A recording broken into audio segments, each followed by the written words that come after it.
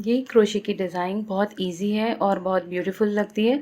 इसे बिगिनर्स भी बहुत आसानी से बना सकते हैं, जिसके लिए मैंने ये 4 mm की मैंने पर्ल्स यूज़ की है।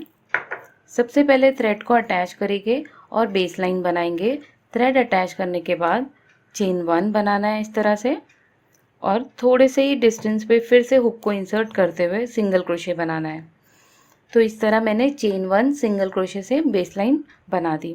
अब हमें अपने वर्क को टर्न करना है, और मैंने ये रॉन्ग साइड से स्टार्ट किया था। अब हमारी एक्चुअल डिज़ाइन राइट साइड पे बनेगी।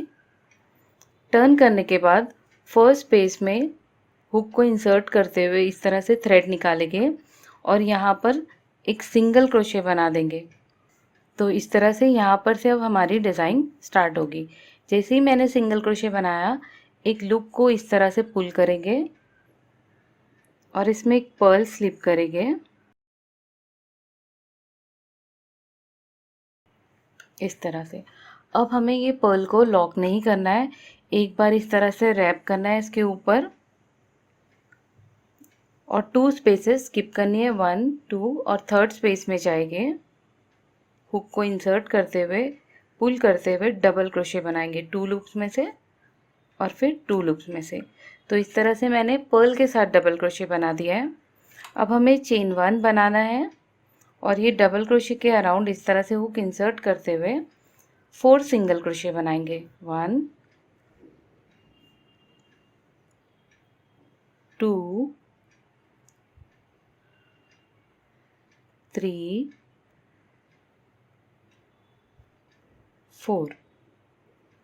4 सिंगल क्रोशे बनाने के बाद ये सेम स्पेस में ही यहाँ पर हुक इंसर्ट करेंगे फिर से, और सिंगल क्रोशे बनाते हुए इसे अटैच कर देंगे।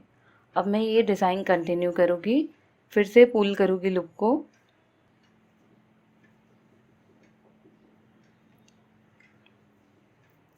पर्ल स्लिप करेंगे। स्लिप करने के बाद इस तरह से रैप करेंगे, स्पेसेस काउंट करेंगे 1 2, थर्ड स्पेस में हुक इंसर्ट करेंगे और डबल क्रोशे बनाएंगे इस तरह से पुल करते हुए।